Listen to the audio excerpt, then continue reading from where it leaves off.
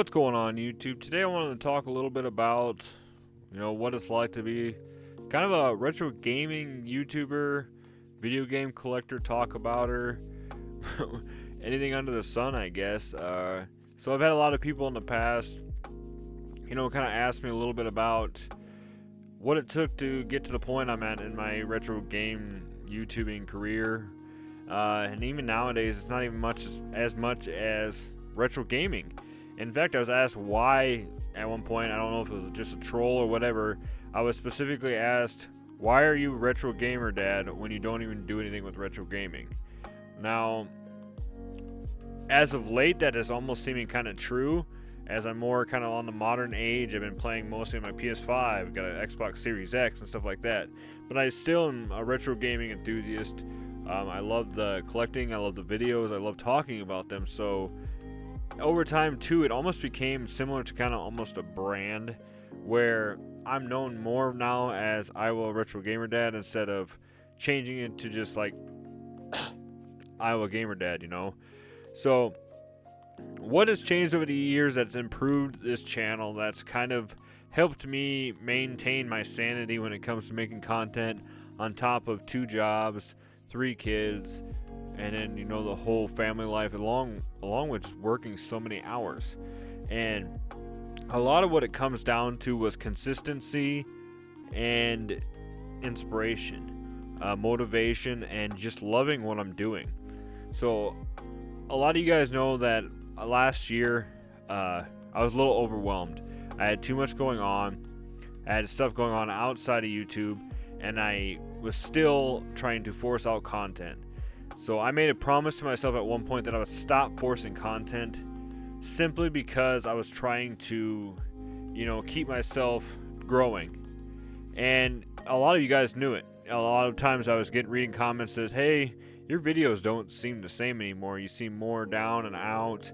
And there was far in between that there was actually a video where I seemed happy or go lucky or whatever.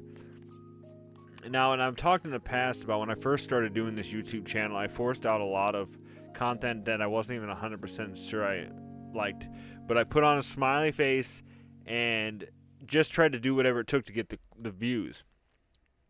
Now, I thought the views would come in from pickup videos, doing weird, funny challenges, which I enjoy doing, don't get me wrong. I did a lot of spicy challenges and food challenges and stuff for charity outside of just YouTube itself, and I enjoyed taking up challenges like that and raising money for, like I said, my nonprofit that I do, which makes foster cares and stuff like that. But yeah, it's just kind of it was hard to do. It was hard to force that stuff. If you're not truly happy with yourself, you're not truly happy in life, people can tell. Like, I don't know if it gives off a vibe or a meaning or something like that, but it just came out in my content. And it was when I finally stopped putting down scripts, finally stopped forcing stuff out, and became more raw and natural with people, and showed, talked about what I truly care about and how I feel about stuff, that it really improved everything that happened to this channel. And not only that, I was able to make more connections with my subscribers and make new friends and everything along the lines. So what did it actually take to do this?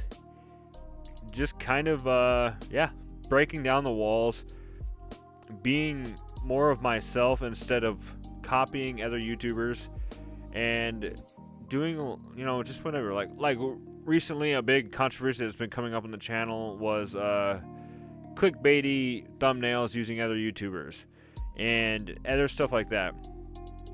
And I've been doing that for a little while now, and getting great results, and it was doing well. The channel was obviously growing, people were enjoying it. But then it got brought up a lot in the last video, talking more about why are you doing that? You don't necessarily have to do that.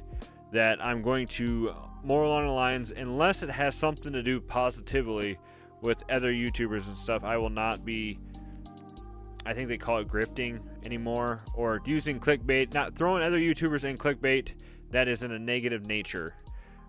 Even if it's to say that, this is not about them, blah, blah, blah.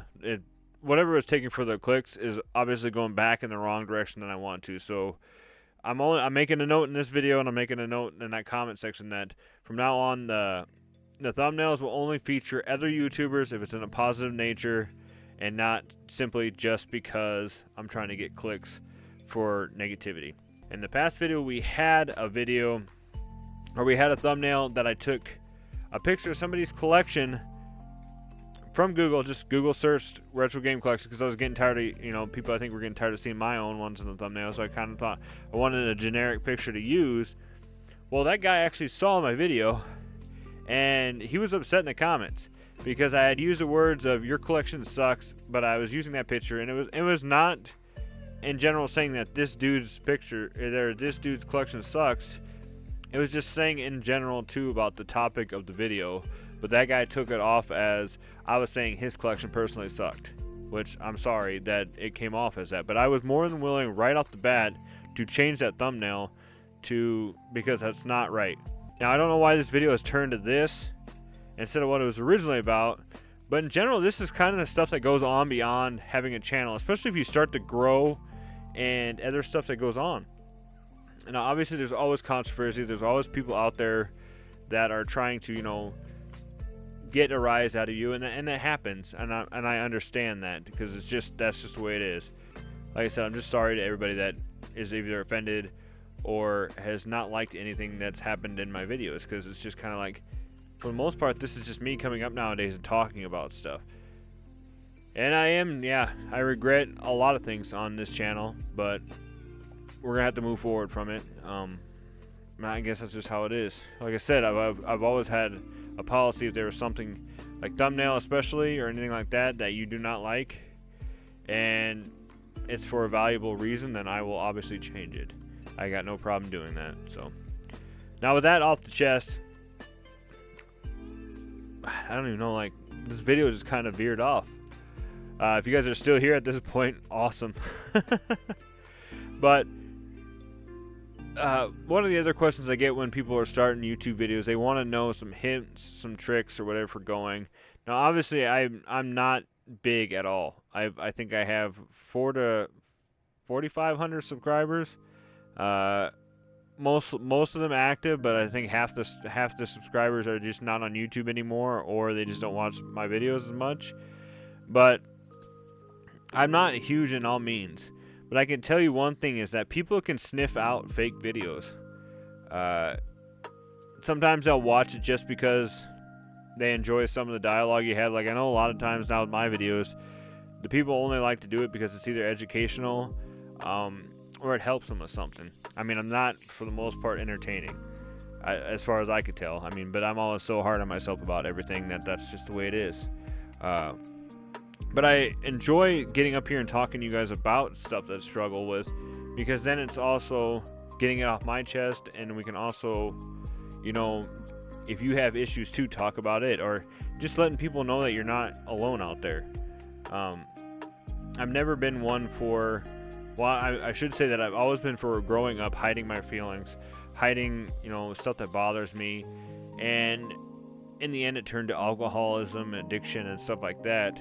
So now it's just kind of along the lines of being open with people. I'm very open with people. I mean, if anybody's ever talked to me outside of YouTube or anything like that, I have usually no problem telling you my life story.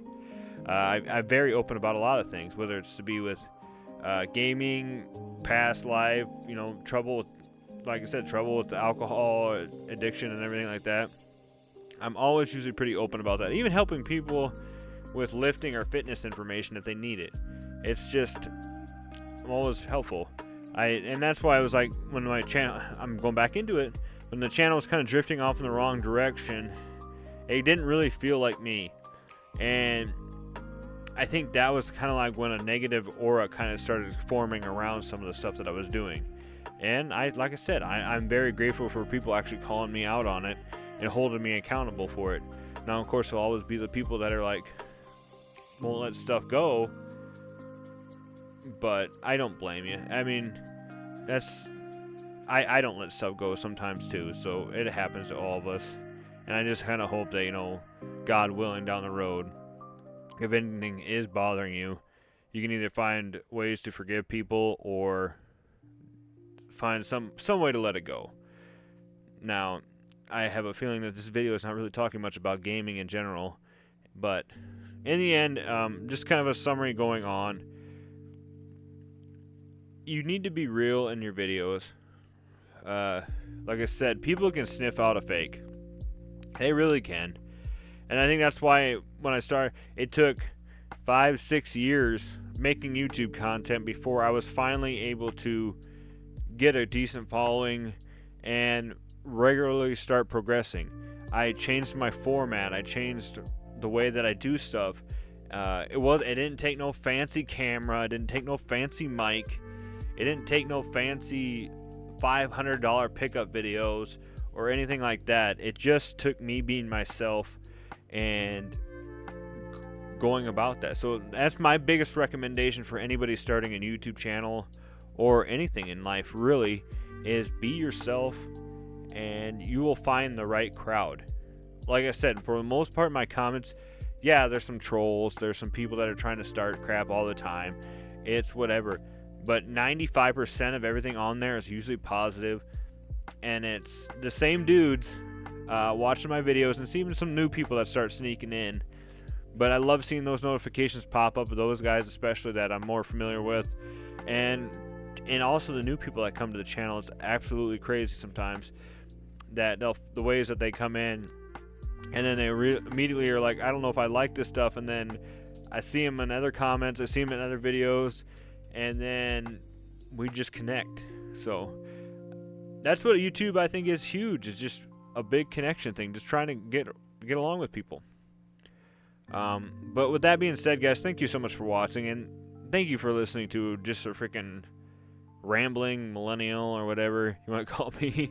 But thank you guys just in general. I'm having a great week. 2025 has been, it's only 5 days in at time of recording, but it feels great. I've already been playing through my Silent Hill Remake 2, and I got great things on the horizons, and really looking at positively pushing this era?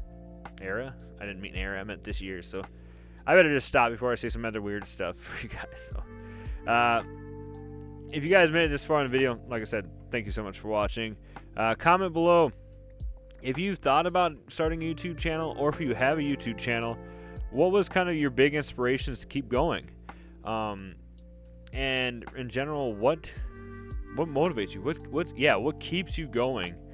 And in the past, have you forced content or any kind of whatever just because you felt like you had to do it, and in the end you just were disappointed and saddened by it and not actually enjoying this? Because I've talked in the past that you have to have fun doing this, and it's got to be more of a passion project than going in wanting to make a ton of money. Because guess what, guys, unless I don't know, I obviously I don't make a ton of money off of this. This is more for fun, guys. So I barely make any money off this, really. So with that being said, guys, thank you so much for watching. I hope you found something in this video that you can latch on to. But here's to hoping 2025's an amazing year, and God bless, guys. Stay retro, my friends, and we will see you in the next video.